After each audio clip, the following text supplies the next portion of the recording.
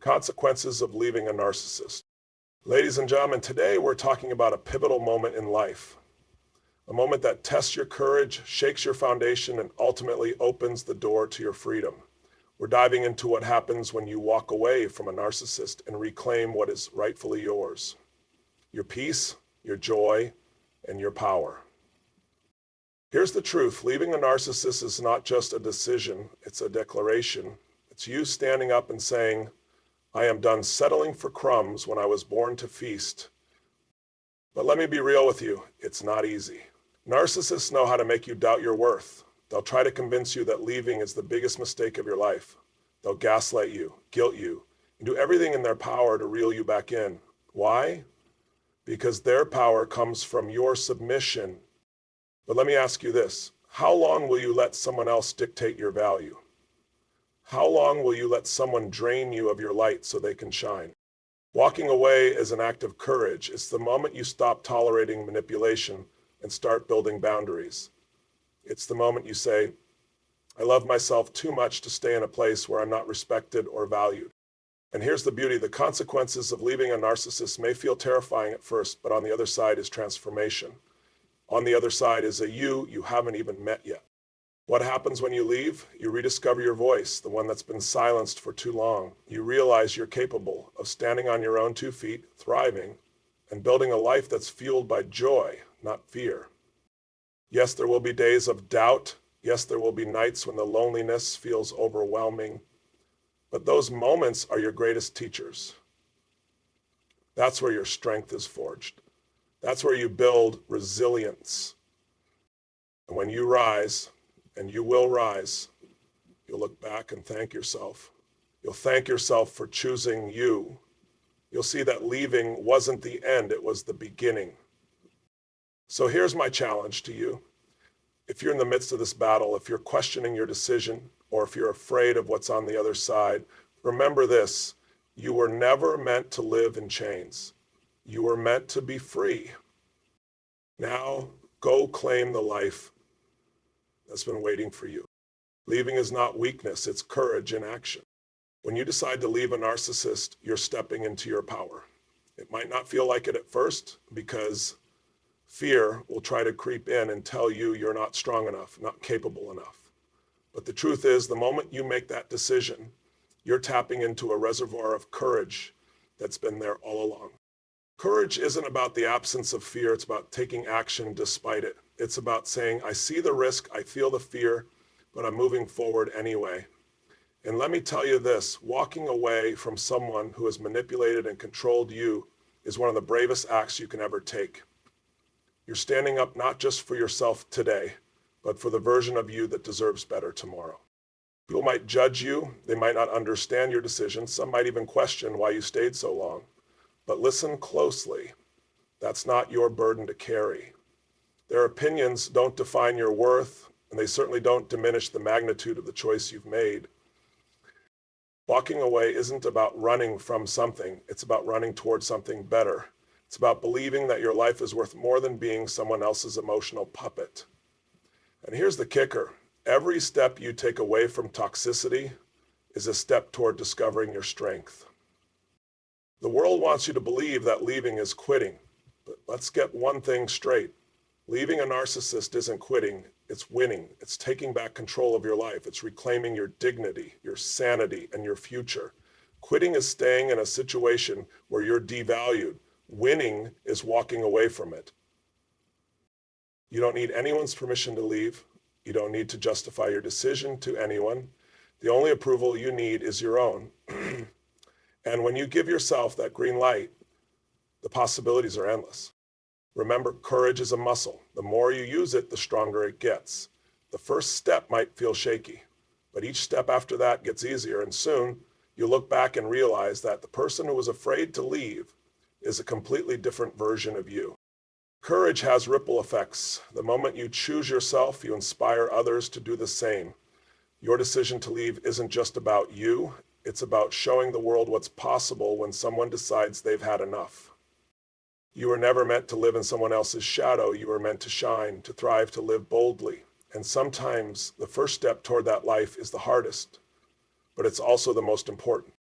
The question isn't whether you can do it. The question is whether you believe you're worth it. And let me tell you, you absolutely are. There's a fire inside of you that no one can extinguish, no matter how hard they've tried. When you leave, you're not just walking away from pain. You're walking into possibility. You're opening the door to a life that's rich with love, joy, and purpose.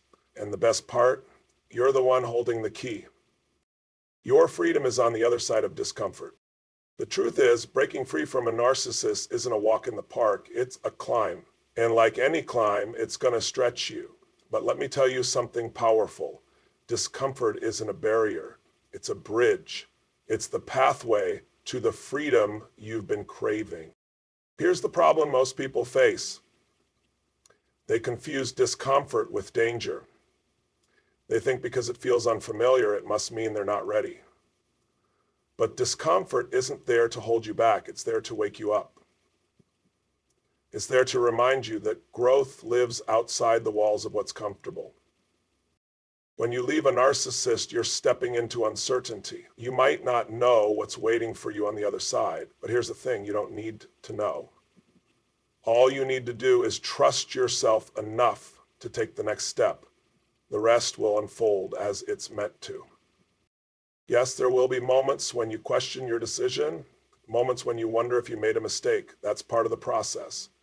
But every time those thoughts creep in, remind yourself, the pain of staying was far greater than the discomfort of leaving. The life you were living wasn't sustainable. It was draining you, dimming you, and robbing you of your potential. Discomfort is a sign that you're shifting. It's proof that you're stepping out of the shadows and into the light.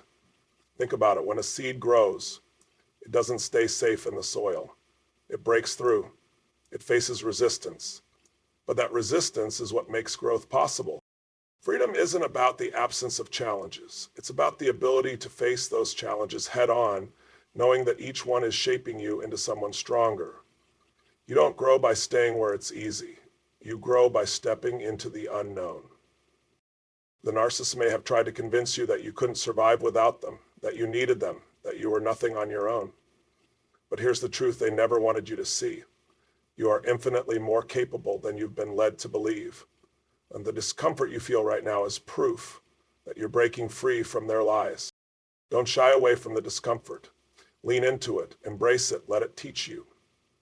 Every time you feel the sting of uncertainty, remind yourself, this is what transformation looks like. This is what it feels like to reclaim your power. Think about the moments in your life when you grew the most. Were they the easy moments? No, they were the moments that pushed you, challenged you, and forced you to rise. This is one of those moments. And you're going to rise higher than you ever thought possible. Freedom isn't given, it's earned. And right now, you're earning yours. Every step you take away from that toxic relationship is a step toward a life that feels lighter, brighter, and more aligned with who you truly are. Discomfort is temporary, but the freedom it leads to is lasting. And the beauty of it is this. Once you've tasted true freedom, you'll never settle for less again. You'll know what it feels like to live life on your terms, and nothing will ever compare. So don't let the discomfort scare you. Let it fuel you. Let it remind you that you're alive, you're growing, and you're moving forward. The freedom you've been dreaming of is just on the other side. Keep going. Rediscover your voice. One of the most devastating consequences of being in a relationship with a narcissist is losing your voice. You start to second guess yourself. You suppress your thoughts, your needs, your truth, all to avoid conflict or keep the peace. Over time, you stop speaking up altogether because you've been convinced that what you have to say doesn't matter. But let me tell you something powerful. Your voice matters. In fact, it's one of the most valuable tools you have. When you leave a narcissist, you begin the process of rediscovering your voice. It might feel shaky at first, like a muscle you haven't used in a long time. You might feel like you've forgotten how to express yourself. But here's the thing. Your voice never left you. It was just buried under the weight of someone else's control. Reclaiming your voice starts with giving yourself permission to speak. Speak your truth, even if it feels uncomfortable. Speak your needs, even if they've been dismissed in the past. Speak your dreams, even if someone once told you they were impossible. Because your voice is the bridge between who you are now and who you're becoming. In the beginning, your voice might sound quiet, that's okay. Strength doesn't come from volume, it comes from authenticity. Speak from your heart, from your soul, from the deepest part of you that knows what you deserve. And every time you use your voice, it will grow stronger. Rediscovering your voice isn't just about speaking up. It's about listening to yourself too. It's about trusting your intuition again. For so long, you may have ignored that inner voice that told you something was wrong. You may have silenced it because you were taught not to trust it. But now is the time to reconnect with it. Your intuition is your superpower. It's that inner knowing that doesn't need validation or approval from anyone else. And the more you listen to it, the louder it becomes. You'll start to notice that you don't need to ask others for permission to make decisions. You already have the answers within you. Here's the beauty of rediscovering your voice. It transforms every area of your life. You start setting boundaries you never thought you could set. You start asking for what you need without guilt or apology. You start living in alignment with your values and your purpose. And when you do that, you become unstoppable.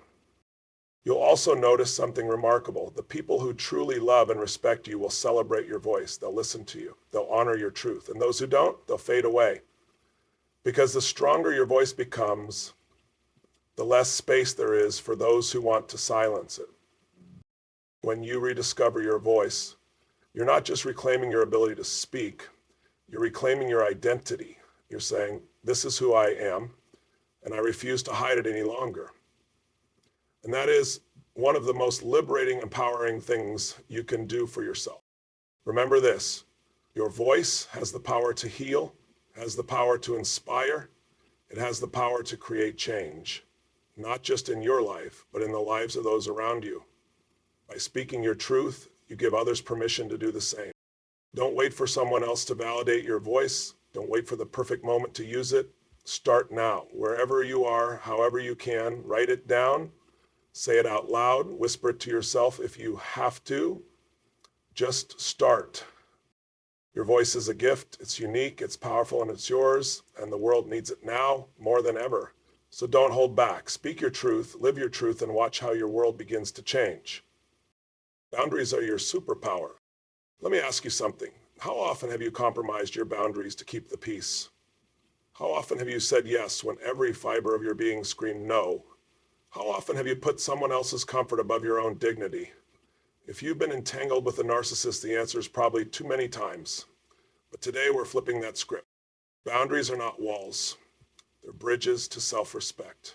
They're not about shutting people out. They're about defining the space where you can thrive. And when you leave a narcissist, boundaries become your secret weapon, your shield, and your power source all rolled into one. Here's the thing about narcissists. They hate boundaries. Boundaries disrupt their control. Boundaries expose their inability to respect others. Boundaries force them to confront the fact that they don't own you. And that's why they fight so hard against them. But their resistance is exactly why you need them. Setting boundaries isn't selfish, it's self-preservation. It's saying, I love myself enough to protect my peace, my time, and my energy. And let me tell you, the moment you start enforcing boundaries, you send a powerful message, not just to the narcissist, but to yourself. I am worthy of respect. It won't be easy at first. The narcissist will push back. They'll test your limits, try to guilt you, manipulate you, and make you question your decisions. But this is where your strength comes in.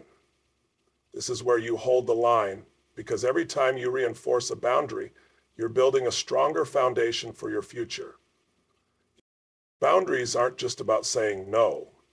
They're about saying yes to what matters most. They're about prioritizing your well-being over someone else's demands.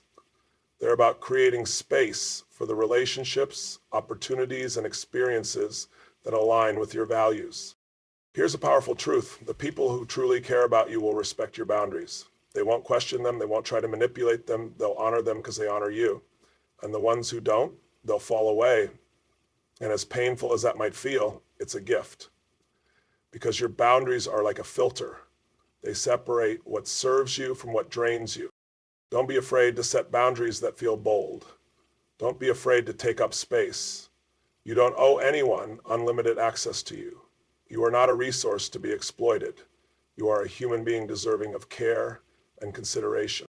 Start small if you need to. Practice saying no to things that don't serve you. Practice saying yes to what lights you up. Practice speaking up when someone crosses a line. Every small step builds your confidence. And before you know it, boundaries become second nature. And here's the beauty of it. The more you practice boundaries, the more you teach people how to treat you. You set the standard for how you deserve to be spoken to, cared for, and valued. And that standard is what separates a life of chaos from a life of peace. Boundaries are a form of self-love. Are you saying, I am enough just as I am, and I refuse to shrink myself to fit someone else's version of me? And the more you love yourself, the more natural those boundaries become. Remember, boundaries are not about controlling others. They're about protecting yourself. They're about creating a life that feels safe, joyful, and aligned with your truth. And when you master this, you become unstoppable. So I challenge you, where in your life do you need boundaries right now? Where have you been overextending yourself, compromising your values, or tolerating disrespect? Identify it, define it, and act on it, because your boundaries are not just your superpower, they're your freedom. Loneliness is a stepping stone to strength. Let's talk about loneliness, one of the hardest parts of leaving a narcissist. When you walk away, there's a void. That void can feel unbearable.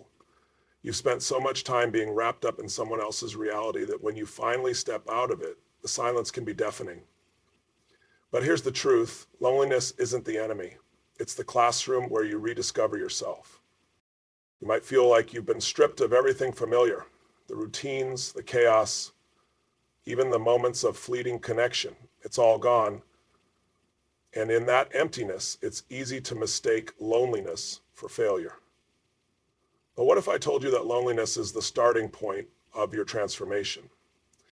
Being alone isn't a punishment, it's an opportunity. It's a space where you get to reconnect with who you are. For so long, your identity may have been wrapped up in the narcissist narrative. You were living in their story, playing by their rules. Now, you have the chance to write your own. Loneliness forces you to sit with yourself, and that can be terrifying at first. You might confront emotions you've buried, truths you've ignored, and wounds you've been avoiding. But those moments of discomfort are where the magic happens. That's where you start to heal. Think about it. Some of the greatest growth in life happens in solitude. When you're alone, you're not being influenced by anyone else's opinions, expectations, or demands. You're free to listen to your own voice, your own desires, and your own truth. And that's where strength is built, when you learn to rely on yourself. Loneliness is where you learn to fill your own cup. It's where you realize that your happiness doesn't depend on anyone else. It's where you discover that you are enough just as you are. And when you come to that realization, you become unstoppable. Yes, there will be nights when the loneliness feels overwhelming. There will be times when you want to reach back out just to fill the void, but those moments are tests. They're opportunities to choose yourself instead of falling back into the same patterns. Every time you resist the urge to fill the emptiness with something or someone that doesn't serve you, you grow stronger. This season of loneliness is temporary, but the strength you gain from it is permanent. It's like working a muscle you didn't even know you had. At first it feels weak, but with every repetition, it gets stronger. And before you know it, you'll look back and realize that the person who once felt lost in loneliness has transformed into someone powerful, confident, and whole. Loneliness also teaches you how to enjoy your own company. You'll start to notice things about yourself that you've never paid attention to before. You'll rediscover your passions, your interests, your dreams. And as you do, you'll realize that you don't need anyone else to complete you. You are whole all along. This time alone is a gift. It's a chance to rebuild your foundation on your terms. It's a chance to create a life that reflects your values, your goals, and your happiness. And when you emerge from this season, you'll be unshakable. The people who come into your life after this will be different. You won't attract the same toxic patterns because you've done the work. You've learned to value yourself, to set boundaries, and to stand on your own 2 feet. And that changes everything. So don't fear loneliness. Embrace it. Use it as a tool for growth, reflection, and healing. Let it teach you the lessons you need to learn. And trust that when this season passes, you'll step into a life that's richer, fuller, and more aligned with who you truly are. Remember this, You're not alone in your loneliness. Every great transformation begins with a period of solitude. And just like the caterpillar in the cocoon, this is your time to grow, to evolve, and to prepare for what's next. You are stronger than you think, and this season of loneliness is proof of that. It's not the end of your story. It's the beginning of your strength. Healing is messy, but it's worth it.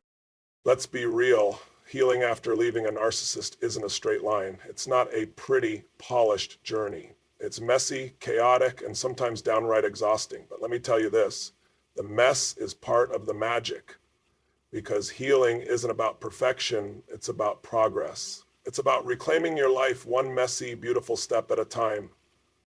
You might wake up one day feeling invincible, like you're finally free, only to find yourself crying in the middle of the night over something that triggers an old wound. That's normal. Healing isn't a flip of a switch, it's a process. And every emotion you feel along the way is valid. One of the first steps in healing is giving yourself permission to feel. For so long, you may have suppressed your emotions to survive. You might have convinced yourself that your feelings didn't matter or that expressing them was dangerous. But now you get to let it all out. The anger, the sadness, the confusion, it all deserves space. Healing also means confronting the stories you've been telling yourself, the lies the narcissist planted in your mind about your worth, your capabilities, your future. They need to be uprooted, and that's not easy. But every time you challenge those lies, you're rewriting your narrative. You're reclaiming your truth. It's okay to have setbacks. It's okay to feel like you're taking 2 steps forward and 1 step back. That doesn't mean you're failing. It means you're human. Healing isn't about getting it right all the time. It's about showing up for yourself, even on the days when it feels impossible. Surrounding yourself with support is crucial. You don't have to do this alone, whether it's a therapist, a support group, or trusted friends. Having people who understand and validate your experience makes all the difference. They remind you that you're not crazy, that you're not overreacting, and that you're worthy of love and respect. You might also find that healing brings up memories you'd rather forget, moments you pushed aside just to get through the day. And while it's painful to revisit those memories, it's also necessary, because you can't heal what you don't acknowledge. And once you face it, you can release it. Self-care becomes non-negotiable in this process. This isn't about bubble baths and spa days, though those are great too. It's about doing the hard things that nurture your soul, like setting boundaries, saying no without guilt, and prioritizing your needs for the first time in a long time. There will be moments when you doubt yourself, moments when you wonder if healing is even possible. But let me tell you this, if you're doing the work, you're already healing. It might not look the way you expected, but every small step forward counts. Healing is about rediscovering joy. It's about finding the things that make you feel alive again. Maybe it's a hobby you abandoned. Maybe it's spending time in nature. Maybe it's reconnecting with old friends. Whatever it is, lean into it. Let it remind you of the beauty that still exists in the world.